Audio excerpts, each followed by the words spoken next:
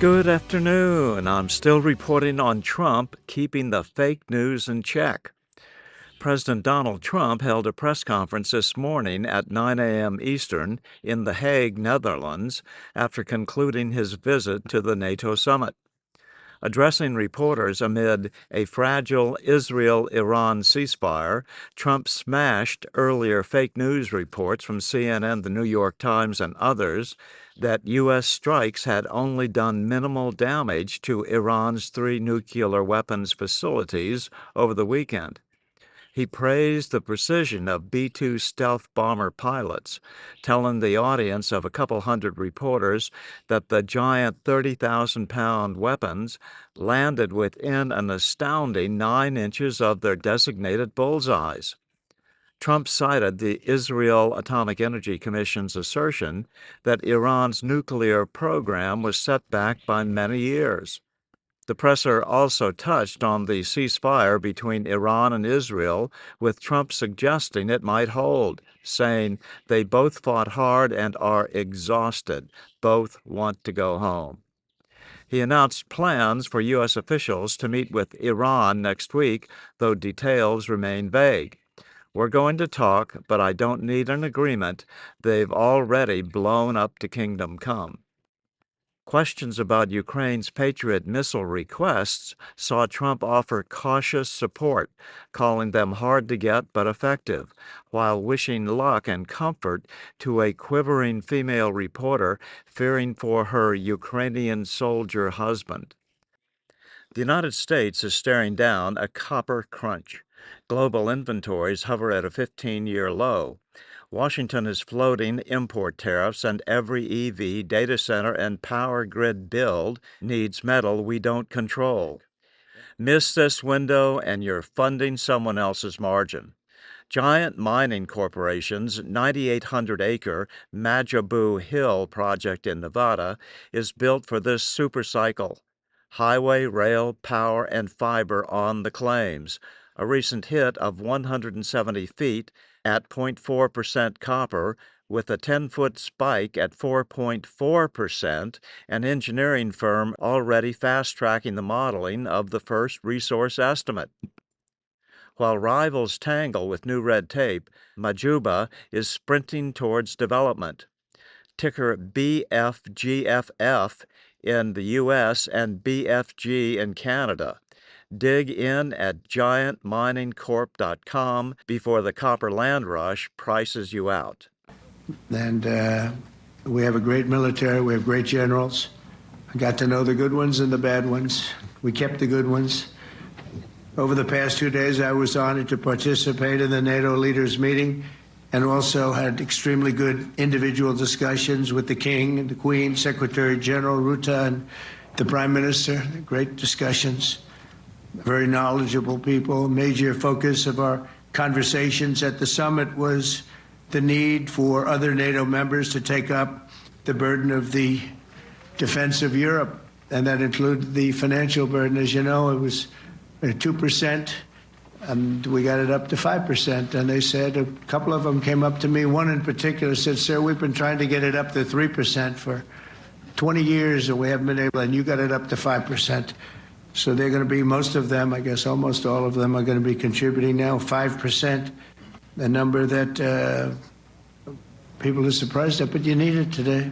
The United States accounts for 2/3 of all NATO defense spending, and since I began pushing for additional commitments in 2017, believe it or not, our allies have increased spending by $700 billion. I said to people, you don't have any money, and a lot of them weren't paying. And so I started the process, and I picked it up as soon as I got back, which is 6 months ago. And following my election last November, almost all have accelerated plans to reach the 2%, 3%, 4%, and then ultimately, very quickly, 5%. And all of this is going to be done very quickly, almost immediately. You probably know this as well as I do. I'm sure they've been talking about it. It's really been a big focus. In a very historic milestone this week, the NATO allies committed to dramatically increase their defense spending to that 5% of GDP, something that no one really thought possible. And they said, "You did it, sir, you did it." Well, I don't know if I did it, but I think I did. This will be known as the Hague Defense Commitment, which is pretty good, pretty appropriate. When the Allies reach this number, it will add more than $1 trillion a year. Think of that, $1 trillion per year to our common defense. And this is a monument really to victory, but it's a monumental win for the United States, because we were carrying much more than our fair share. It was quite unfair, actually. But this is a big win for Europe and for actually Western civilization. For years, past administrations failed to get most allies to contribute even the 2%. I remember when I came here, we had 4 countries that were up to 2%, and I remember Poland was there. A couple of them were there, and but most of them were. We had 28 at the time. As you know, it's increased a little bit, and they've agreed now to more than double their budgets in all cases. And Europe stepping up to take more responsibility for its security will help prevent future disasters like the horrible situation with Russia and Ukraine, and hopefully we're going to get that solved. Last week they lost 7,000 soldiers, mostly soldiers, but they're also getting hit in Kiev. They're getting hit in some of the towns also. And that means life. Life is disappearing also in the cities and towns. Should have never happened, would have never happened if I was president. I said it 1,000 times, and it never did happen. It's never even thought about. But it's vital that this additional money be spent on very serious military hardware, not bureaucracy, and hopefully that hardware is going to be made in America, because we have the best hardware in the world. You saw that, where 14 missiles were shot at us the other day. And they were very nice. They gave us warning. They said, "We're going to shoot them. Is 1 o'clock okay?" They said, "It's fine." And everybody was emptied off the base, so they couldn't get hurt except for the gunners. They call them the gunners.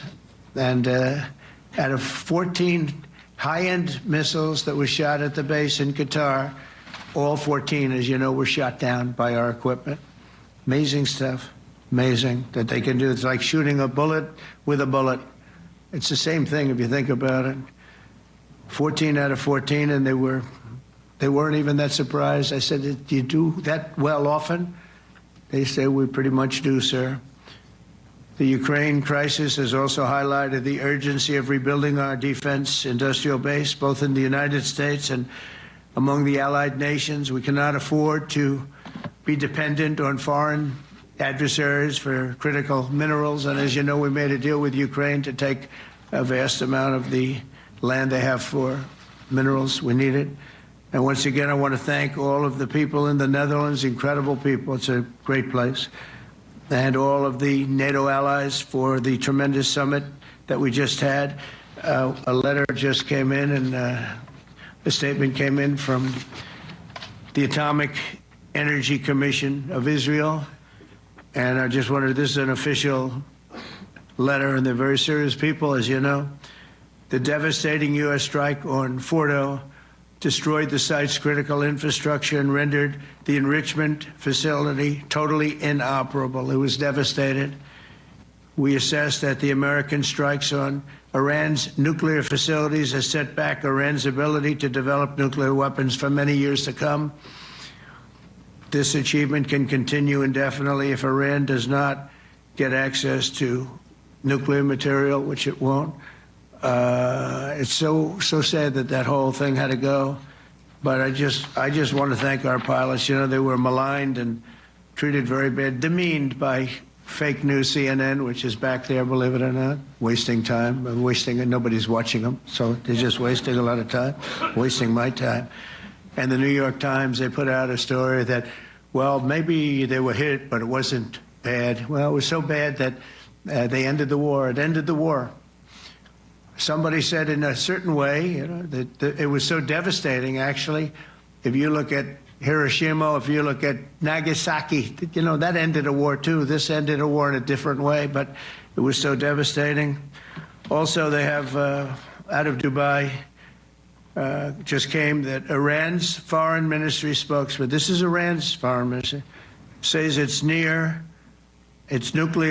installations were very badly damaged by the American strike. So what bothered me about these reports with fake reports put out by the New York Times, failing, I call it the failing New York Times because it's doing terribly. Without me, it would be doing no business at all. But, and by fake news, CNN and MSDNC, all of these terrible people, you know, they have no credibility. You know, when I started, they were at 94% credibility, the media. Now it's at 16%. And I'm very proud of it because I've exposed it for what it is. But when I saw them starting to question the caliber of the attack, was it bad? Well, it was really bad. It was devastating. They were obliterated. In fact, you can't get into the tunnels. They just put that over. That just came out. They can't, there's nothing, there's no way you can even get down. The whole thing is collapsed, a disaster. And I think all of the nuclear stuff is down there because it's very hard to remove. And we did it very quickly. When they heard we were coming, it was, you know, you can't move it. Very hard, very dangerous, actually, to move to. And they also knew we were coming, so I don't think too many people want to be down there knowing we're coming. With the bunker busters, as we call them, we're the only ones that have them. We have the best equipment, best nuclear equipment, and we have the best equipment in the world. And by the way, we can't forget our submarine, which was out there, submarines actually, but submarine was out there. We shot 30 rockets into an area, every single one of them. I think it was almost 400 miles away, I think, Pete, right? 400? And long. It was in the ocean, long ways away. And we shot a total of 30. Every single one of them hit within 9 inches from where it was supposed to be. It took out a lot. Because we didn't do just 4, though. We did 2 others in addition, which hadn't been completely destroyed. So we hit them with a submarine from hundreds of miles away. Amazing, just amazing equipment. Greatest submarines in the world. Nobody's even close. They're 20 years behind us when it comes to submarine technology. So that's one, and the other was from the Atomic Energy Commission. And they have about 3 or 4 of them now coming in from atomic energy commissions from various places. But the one that we have that just came out, we released it a little while ago, was from the Israeli Atomic Energy Commission. But numerous of them are getting to see the site, and the site has been demolished.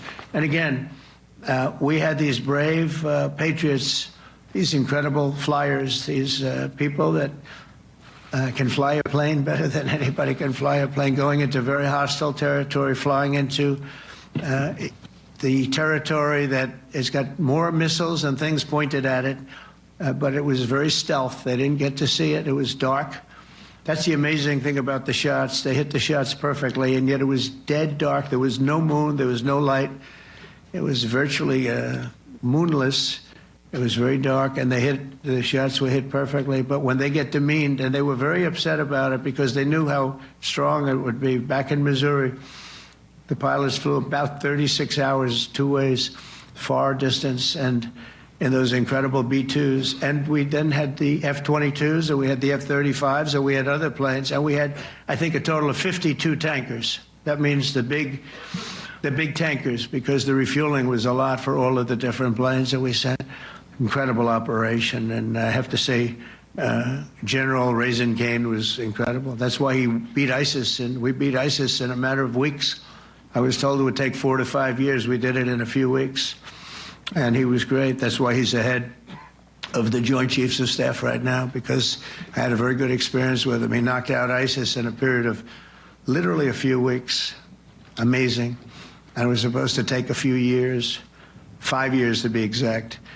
So we had a great victory there, and we then came here, and I think we had a great victory here. But this is an ongoing project. This is the safety of Europe, the safety of the world.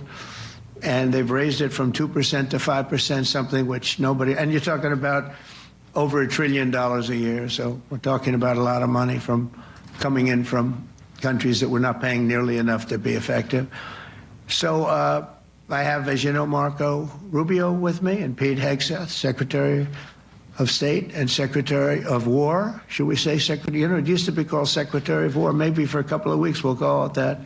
because we feel like warriors. Used to be called Secretary of War. In fact, if you look at the old building next to the White House, you can see where it used to be Secretary of War. Then we became politically correct, and they called it Secretary of Defense. I don't know, maybe we'll have to start thinking about changing it, but we feel that way. Do we have any questions, please? Wow. That's a lot of questions. Who's a nice person? Oh, you're not a nice person, but I'll let you ask one. Go ahead. What's he going to ask? He is not nice at all. I know him well. Thank you, Mr. President. Yeah. Thank you for taking the time before flying home. You just said you believe the conflict between Israel and Iran is over. What makes you so confident it is? And what do you do if it isn't? Because I dealt with both, and they're both tired, exhausted. They fought very, very hard and very viciously, very violently, and they were both satisfied to go home and get out. And can it start again? I guess someday it can. It could maybe start soon. I think a big telltale sign was when, as you know, Iran somewhat, by not much, violated the ceasefire, and Israel had the planes going out that morning, and there were a lot of them, 52 of them. And I said, you got to get them back. And they brought them back. They didn't do anything. They brought them back. It was very good. I thought it was amazing, actually. They have fought a hell of a war. They fought very hard. I think the war ended, actually, when we hit the various nuclear sites with the planes. And I just hope you people can give these pilots, these are the best pilots in the world. They're the best shots in the world. They call them shots. That's what they are. And wait a minute. And I just hope you can give them the respect they deserve, because they came home to fake news. And like, oh, gee, there was hardly any damage. The things are decimated. So, but I think, no, I think they're very much finished. I think Israel's going to get back to doing what they do, and I think that Iran's going to get back. You know, Iran has a huge advantage. They have great oil, and they can do things. I don't see them getting back involved in the nuclear business anymore. I think they've had it. They've been at it for 20 years, and I don't see that happening either. Now, if it does, we're always there. It won't be me. It'll be somebody else, but we're there. We'll have to do something about it. Yes, please, go ahead. Go ahead. Oh, fake news, CNN? Oh, yeah, here we go. Wait till you hear this question. You should really say how great our soldiers and our warriors are. I think everyone appreciates our soldiers and our warriors. I do have two questions for you, Mr. President. You just cited Israeli intelligence on these attacks. Earlier, you said U.S. intelligence was inconclusive. Are you relying on Israeli intelligence for your assessment of the impact of the strikes? No, this is also Iran made the statement. And it's also, if you read the document that was given, that Pete can talk about if you'd like, the document said it could be very severe damage, but they didn't take that. They said it could be limited or it could be very severe. They really didn't know, other than to say it could be limited or it could be very, very severe. And you didn't choose to put that because it was very early after. Since then, we've collected additional intelligence. We've also spoken to people who have seen the site, and the site is obliterated. And we think everything nuclear is down there. They didn't take it out. Okay, question? Please, go ahead. Go ahead. Yeah. Blue dress. Thank you so much, Mr. President. Yesterday, you said China can now continue to purchase oil from Iran. Yeah. Are you giving up on your maximum pressure campaign? Because With there's who? sanctions right now. With who? On Iran. No, look, they just had a war. The war was fought. They fought it bravely. I'm not giving up. They're in the oil business. I mean, I could stop it if I wanted. I could sell China the oil myself. I don't want to do that. They're going to need money to put that country back into shape. We want to see that happen. No, if they're going to sell oil, they're going to sell oil. We're not taking over the oil. We could have, you know. I used to say with Iraq, keep the oil. I could say it here, too. We could have kept the oil. No, China is going to want to buy oil. They can buy it from us. They can buy it from other people. But you're going to have to put that country back into shape. It desperately needs money. Yeah. Yeah, please. Here we go. I'm picking the beauties today. Go ahead. Mr. President, Secretary General Rutte has described President Putin as an adversary, a threat, an enemy Do you view him the same way? And in addition to that, you mentioned General Kane, your chief of staff, the chairman of the Joint Chiefs of Staff. General Kane. Yes, he has said that Mr. Putin has territorial ambitions beyond Ukraine. Do you view that in the same way? Possible. I mean, it's possible. I know one thing. He'd like to settle. He'd like to get out of this thing. It's a mess for him. He called the other day. He said, "Can I help you with Iran?" I said, "No, you can help me with Russia." Because, you know, in the last few weeks, we took care of India and Pakistan, Kosovo, Serbia. I think on Friday we have coming in, the Congo is coming in, and Rwanda is coming in. That was a vicious war that went on, a machete war, heads chopped off all over Africa. They're coming in. We did 2 others in addition to that. Nobody's ever done anything like this. No, I consider him a person that's, I think, been misguided. I'm very surprised, actually. I thought we would have had that settled easy. I've settled 4 of them in the meantime. But he did call up, and he said, you know, he's close to Iran. He'd like to help us get a settlement. I said, no, you help me get a settlement with you, with Russia. And I think we're going to be doing that, too. Yeah, please. Go ahead, please. Thank you, Mr. President. You've made clear your position on what impact the strikes had. I wanted to ask you what is next with Iran. For instance, is there any indication from U.S. intelligence that Iran was able to move any material? No, just the opposite. We think we hit them so hard and so fast they didn't get to move. And if you knew about that material, it's very hard and very dangerous to move. It's called, in many people, they call it dust, but it's very, very heavy. It's very, very hard to move. And they were way down. You know, they're 30 stories down. They're literally 30, 35 stories down underground. You think you got it all? Oh, yeah, we think we got it. We think it's covered with granite, concrete, and steel. Can I ask you, are you interested in restarting negotiations with Iran? And if so, have they responded? So our people, Marco could answer this, but our people are not, I'm not. The way I look at it, they fought, the war's done, and, you know, I could get a statement that they're not going to go nuclear. We're probably going to ask for that, but they're not going to be doing it. But they're not going to be doing it anyway. They've had it. They've had it. Now, maybe someday in the future we'll want that. But I've asked Marco, do you want to draw, I just asked him the question as we were walking on the stage, do you want to draw up a little agreement for them to sign? Because I think we can get them to sign it. I don't think it's necessary. Marco, do you want to talk about that, please? Well, Mr. President, I think President Trump has shown a willingness to meet and talk to anybody in the world who's interested in peace.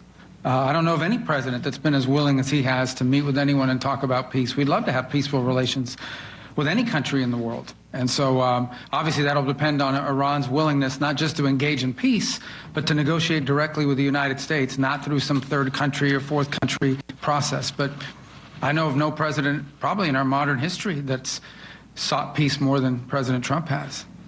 Sounds like the door is open, but you're in no rush. Is that right? Sounds like the door's open. But I'll tell you what, look, we're going to talk to them next week with Iran. We may sign an agreement. I don't know. To me, I don't think it's that necessary. I mean, they had a war, they fought. Now they're going back to their world. I don't care if I have an agreement or not. The only thing we'd be asking for is what we were asking for before about we want no nuclear, but we destroyed the nuclear. In other words, it's destroyed. I said, Iran will not have nuclear. Well, we blew it up. It's blown up to kingdom come. And so I don't feel very strongly about it. If we got a document, wouldn't be bad. We're going to meet with them, actually. We're going to meet with them. Yeah. Yeah, go ahead, please. Yes. Mr. President, Netherlands TV, thank you for visiting our country. Good. As I understood, Thank you. I, of course, like to know how you slept last night at the House of the King. Oh, I slept beautifully. A probably more serious question. I think you just had a meeting with President Zelensky. Did you discuss any ceasefire in this Russo-Ukrainian? No. I wanted to know how he's doing. He was very nice, actually. You know, we had little rough times sometimes. He was couldn't have been nicer. I think he'd like to see an end to this. I do. I think what I took from the meeting couldn't have been nicer, actually. But I took from the meeting that he'd like to see it end. I think it's a great time to end it. I'm going to speak to Vladimir Putin, see if we can get it ended.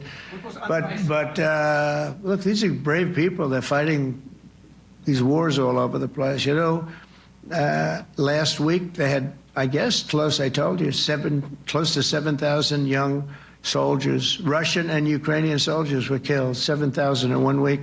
It's crazy. It's crazy. So I'll be speaking to Putin. No, I had a good meeting with Zelensky, and I had a lot of good meetings. We had a lot of good meetings with a lot of people, a lot of great leaders. But he's fighting a brave battle. It's a tough battle. Yeah. Go ahead, white dress. Thank you. Ida Hallikainen from Finland, Ilta-Sanomat. Good. You have played golf with President Alexander Stubb. How do you see Finland as a NATO ally and partner, and how would you describe your relationship with our president? Well, he's a very good golfer, okay? In fact, he was on his college golf team. He went to a good college in the South, as you know, a very good college, and he was a good golfer. We had a good time. I think my relationship's great. I want to buy icebreakers. You know, you're very good at icebreakers. And I actually made him an offer. I didn't go to Congress. They'll try and impeach me for this. But there's an old, it's not old, it's fairly new, but it's used icebreaker. And I offered him about 1/3 of what he asked for. But we're negotiating. We need icebreakers in the U.S. And if we can get some inexpensively, I'd like to do that. Actually, they'll fix it up, make it good. Also, we may buy some icebreakers. You know, you're the king of icebreakers, that particular country. They make them good. They make them really good, and they know what they're doing. And so we're negotiating with them for about 15 different icebreakers, but one of them is available now. It's old, and it's, old. It's like 5-6 years old, and we're trying to buy it. I'm trying to make a good deal. It's all I do my whole life. My whole life, that's all I do is make deals. Yeah, please. Go ahead. Sir, go ahead. Yeah, a question for NewsHour, Dutch TV. First of all, on Article 5, on your way here, you spoke about the commitment of the U.S. to Article 5, saying, I'll give you my definition once we're here. Yeah. What is your definition, and may the U.S. commitment to Article 5 change in case some of the NATO members do not reach the threshold that was discussed today? My second question is following up on a colleague on Iran. What intel reports do say that everything over there was obliterated?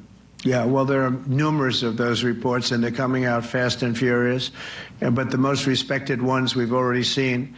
And I will say that on a very confidential basis, they're looking at the reports, like numerous reports, and including people going to the site and checking the site. And they're going to be having, I guess you're going to be having over the next couple of days a full, you're going to encapsulate it. But no, the site was obliterated, just like I said it was, and just like the pilots should be given credit for. As far as Article 5, look, when I came here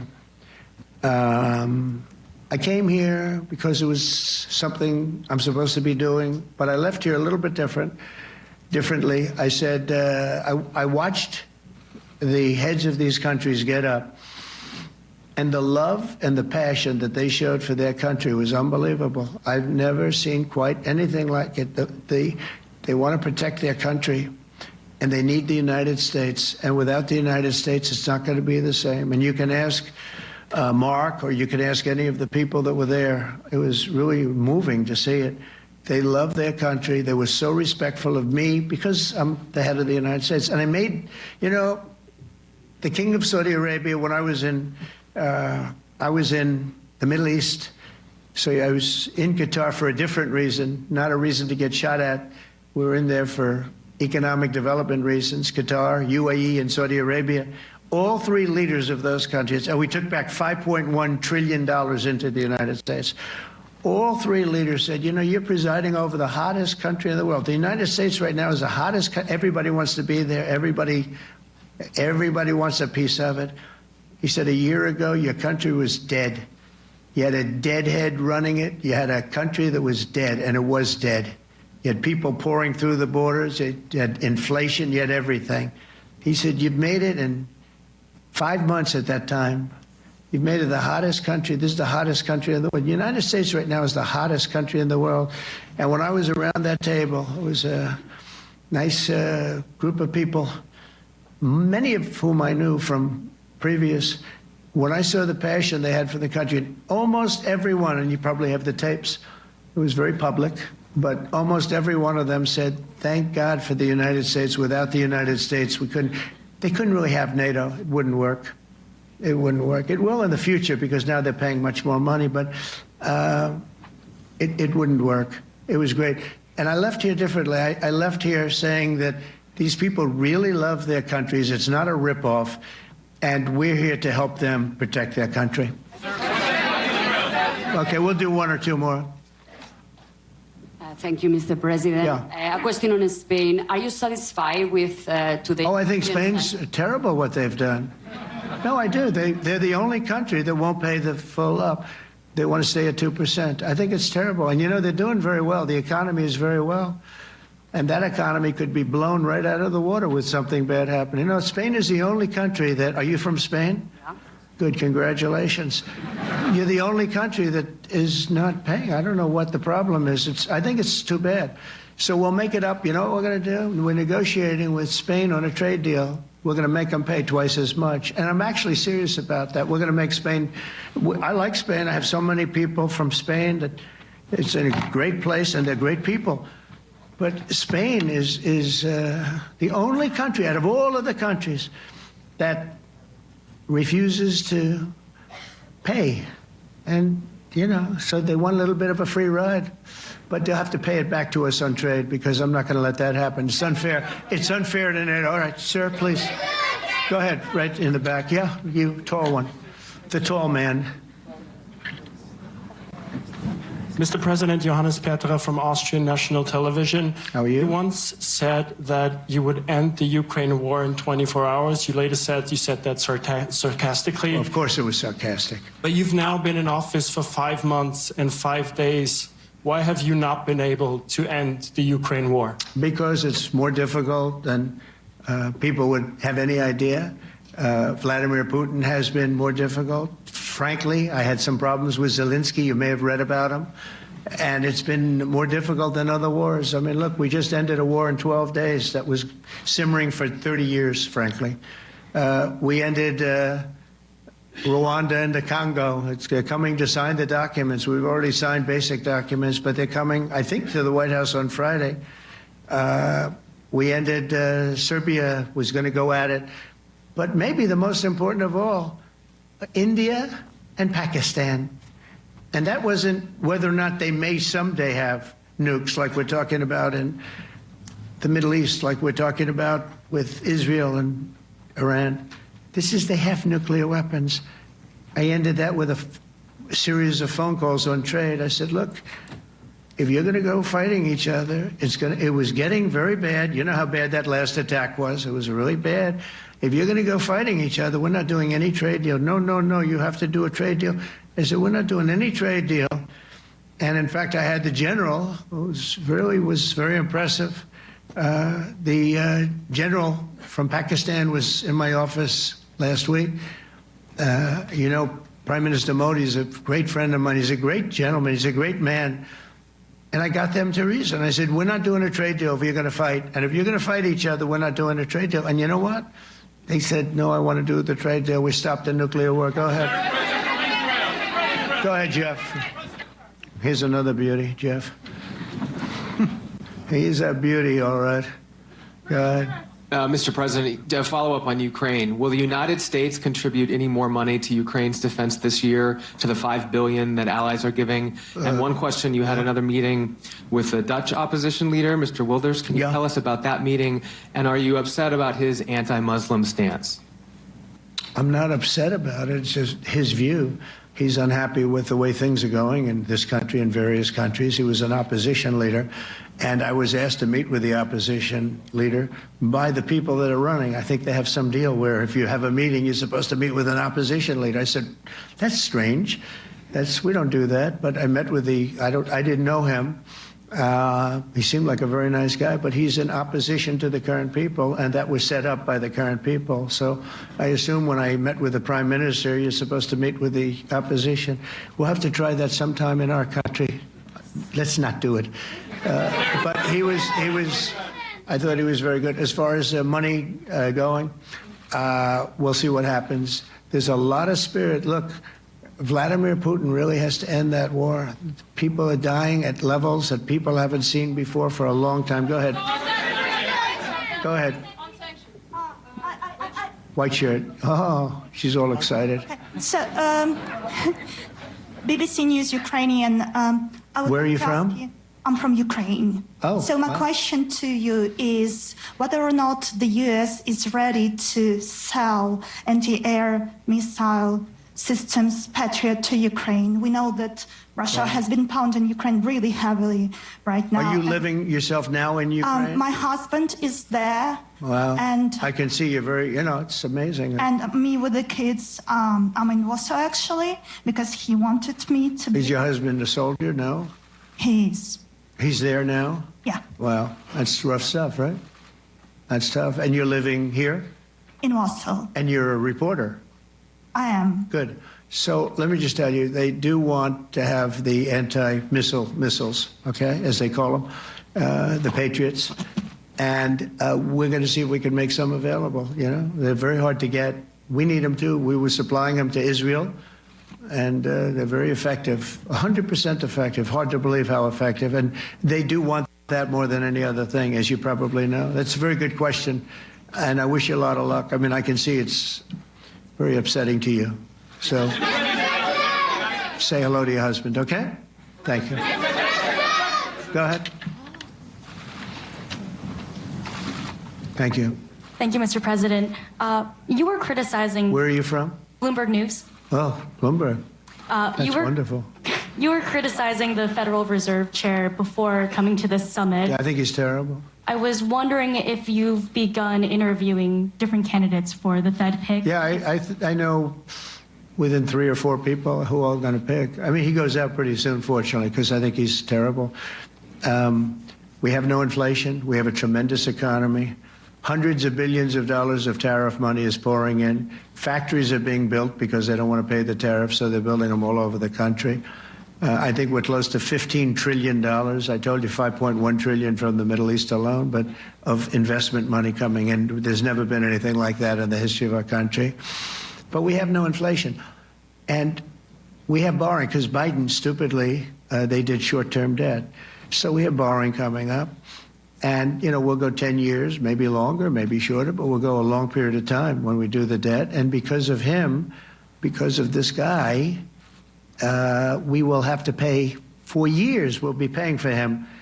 And I said to him, listen, there's no inflation. He says, but maybe there'll be some. That's true. I said, if there is some, what you do is raise the rate. I'm okay with that. You raise the rate in 2 years from now or in a year from now. But because the rate's high, we have to pay more for debt. It's pretty equal. In other words, if it's 4%, it's 4%. If you drop it a point, you'll pay 3%. So it's fairly equal, not necessarily, but fairly equal. So we're going to end up paying maybe 2 points or 3 points more. 3 points would be about $900 billion a year because of this very average mentally person. He's an average mentally person. I'd say low in terms of what he does, low. Low IQ for what he does, okay?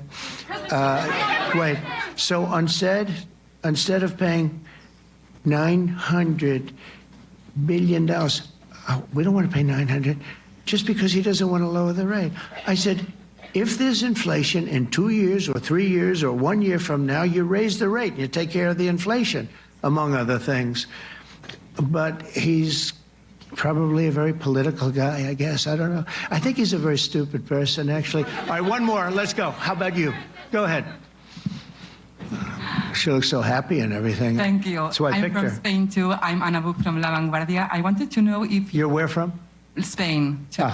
I wanted to know if you want to... That's the Spain corner right there. Shouldn't have said that. That's okay. I do like Spain, by the way. I think it's unfair that they're not paying, but go ahead. Are you going to negotiate directly with Spain about... I'm going to negotiate directly with Spain. I'm going to do it myself. They're going to pay. They'll pay more money this way. You should tell them to go back and pay. You're a reporter. You tell them to go back. They ought to join all of those countries that are paying 5%. Spain's going to be just about the only one that's not. They were the most hostile toward doing it. It just doesn't make sense to me. Okay, all right, Kelly, go ahead. Here we go.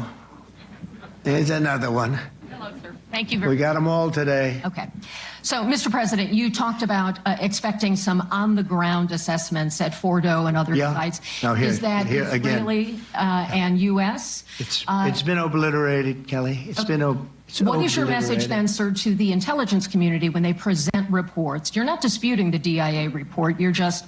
They presented a report that wasn't finished. We're talking about something that took place 3 days ago. I understand that. The report was done 2 days ago. Wait a minute. Yes. They didn't see it. All they can do is take a guess. Now, if you take a look at the pictures, if you take a look how it's all blackened, you know the fire and brimstone is all underground because it's granite and it's all underground. You don't show it. But even there, with all of that being said, the whole area for 75 yards around the hole where it hit is black with fire. The group that's run by this gentleman, in fact, you may want to talk about it for a second because we're going to issue a report. And I think it's not even a very exciting report at this point. It's been obliterated, totally obliterated. And they did a report, but it was like, if you look at the dates, it's just a few days after it happened. Sir. So they didn't see it. They said it may be very severe. Understood. Do you have a message for the intelligence community, though, in terms of unvarnished information getting to you, that it's not... I don't really have a message. I would say issue the report when you know what happened. I wouldn't say that it could be severe or maybe not. They use the word severe. It could be severe or maybe it's not. So people like you picked up and said, oh, it's not severe. No, the report was not a complete report. Yeah, the message was probably wait till you know the answer before you... And sir, did you not have a public component to your Zelensky meeting for a tactical reason with President Putin? Let him answer this question. Hello, Mr. Secretary. Yeah. There's a reason the president calls out fake news for what it is. These pilots, these refuelers, these fighters, these air defenders, the skill and the courage it took to go into enemy territory flying 36 hours on behalf of the American people and the world to take out a nuclear program is beyond what anyone in this audience can fathom. And then the instinct of CNN, the instinct of the New York Times is to try to find a way to spin it for their own political reasons to try to hurt President Trump or our country. They don't care what the troops think. They don't care what the world thinks. They want to spin it to try to make him look bad based on a leak. Of course, we've all seen plenty of leakers. And what do leakers do? They have agendas. And what do? Do they share the whole information or just the part that they want to introduce? And when they introduce that preliminary report that's deemed to be a low assessment, you know what a low assessment means? Low confidence in the data in that report. And why is there low confidence? Because all of the evidence of what was just bombed by 12 30,000-pound bombs is buried under a mountain, devastated and obliterated. So if you want to make an assessment of what happened at Fordo, you better get a big shovel and go really deep, because Iran's nuclear program is obliterated. And somebody somewhere is trying to leak something to say, oh, with low confidence, we think maybe it's moderate. Those that dropped the bombs precisely in the right place know exactly what happened when that exploded. And you know who else knows? Iran. That's why they came to the table right away, because their nuclear capabilities have been set back beyond what they thought were possible because of the courage of a commander-in-chief who led our troops, despite what the fake news wants to say. But you're not disputing the report said what it said, even though it was initial. The report said what it said, and it was fine. It was severe, they think, but they had no idea. They shouldn't have issued a report until they did, but we've gotten the information. I think Pete said it better than you can say it. And, you know, you should be proud, you, especially you, should be proud of those pilots, and you shouldn't be trying to demean them. No, those pilots flew at great risk, a big chance that they'd never come back home and see their husbands or their wives. Let me just tell you, you and NBC, fake news, which is one of the worst, and CNN, New York Times are all bad. They're sick. There's something wrong with them. But you know what? You should be praising those people instead of trying to find some. By trying to go and get me, you're hurting those people. They were devastated. You know, I got a call from Missouri, great state, that I won 3 times by a lot. And I got a call that the pilots and the people on the plane were devastated because they were trying to minimize the attack. And they all said it was hit. But we don't think it was really maybe hit that badly. And they were devastated. They put their lives on the line, and then they have, and I'm not referring to you, but real scum come out and write reports that are as negative as they could possibly be. It should be the opposite. You should make them heroes and heroines. You should make them really people that they were so devastated when they heard this news. And you know what they said? One of them, I spoke to one of them, said, "Sir, we hit the site. It was perfect. It was dead on." Because they don't understand fake news, because they have a normal life, except they have to fly very big, very fast planes. But it's a shame. You should be making them heroes. All right, in the back. So we're heading back. I want to thank these 2 gentlemen behind me. They're incredible people, both of them. They've done a fantastic job. And Susie's in the front, and she's done great. And Monica, thank you very much. It was quite an exciting time. And we're going to be heading back. We'll be back soon, and we'll see you in Washington, D.C. Remember this, we have the hottest country anywhere in the world. Thank you very much, everybody. Thank you. I'm still reporting from just outside the citadel of world freedom. Good day.